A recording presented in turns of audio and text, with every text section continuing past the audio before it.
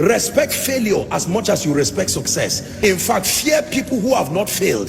They are too innocent to counsel you. There is a requisite level of failure you must carry as a badge to balance your understanding in counseling people. Believe me, anybody who comes to you with 100 over 100 is still a child in the school of success. There is a requisite scar that gives you a balanced perspective. Have you failed enough to be able to talk to me? Don't tell me all the stories. I just prayed and the person was healed. I just spoke and they gave me an auditorium. You are not the person to counsel me. I respect you. Carry your results until you learn the other side of life. My goodness, there are people that have failed enough and they can talk to you. When they talk to you, they utter from their pain. Their pain has been turned to wisdom. Every sentence is a life lesson. A woman who tells you, I have been barren for 10 years. Now God gave me 3 sets of twins. Forget the twins and learn wisdom. Don't just respect crowns, respect scars. The wise respect both scars and crowns. Can I encourage someone? Your failure is still an asset. Don't throw it, archive it. It will be one of the qualifiers for your speaking to people tomorrow. Apostle, I have cried, I have failed in life, I know what it means to be an irresponsible father. Don't throw that experience, archive it. One day you will use from that wisdom and mentor an arrogant young man who thinks life is so easy. Most times when we are starting out in life, because of the leverage of prayer, the prophetic, or generally life just playing games with you, you can believe life is so easy and you are wondering, so why are people crying like this?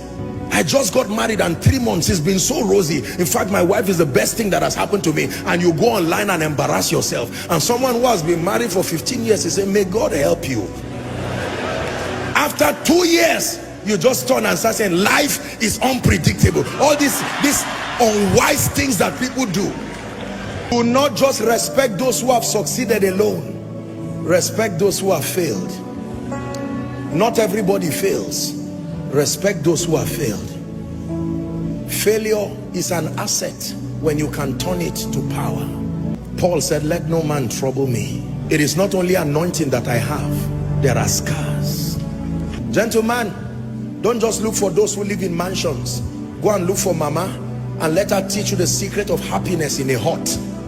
There is something you need to learn, because the money you think will come from the mansion, you will be surprised. You don't know the depression and the drugs that surround those mansions. Sometimes you need to learn from both a king, but you need to learn from the slave that is in his palace.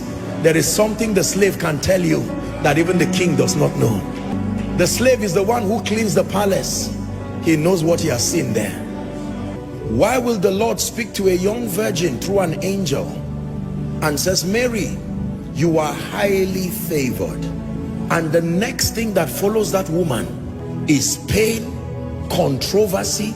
There was nothing in the life of Mary that I have seen that looked like favor. An angel comes from heaven and says, you are highly favored. I would expect the king to call her and say, I had a dream. There is free land for you. As soon as Jesus is born, you become tax-free. That sounds to me like favor. So God calls scar favor. He calls controversy favor. He calls pain favor. Why would you say a woman is high? God is speaking to someone. Don't listen, you may cry, but don't be embarrassed about your failures again. There is something about the speaking of God, that until you are at your lowest moment, there is something about the voice of God you cannot hear. There is a pain requirement to hear certain things about God.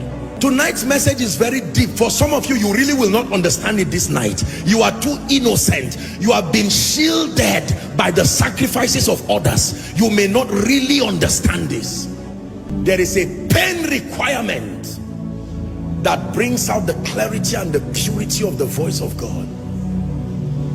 There is a way a man of God fails and fails and fails in ministry, that he goes back and he says, Lord, teach me. When he writes a book about the leadership of the Spirit, read it. That pain has purified any flesh and the need to make a name. It's gone. That is the reason why when people go through things and they come out of it, they usually come out with an anointing. Barren for 16 years, laughed at by people. As she gets triplets, it's not only children she got. The day she speaks over you, she will terminate barrenness in a moment, because every time she sees you, like the high priest, she's touched with the feelings of your infirmity. Let me tell you the truth. You see, many of you see today that I pray for people and I'm just speaking and you see the power of God. It's not only prayer and anointing, no. There is a pain requirement that has reached down to the bowels of power and has drawn genuine, authentic spiritual power.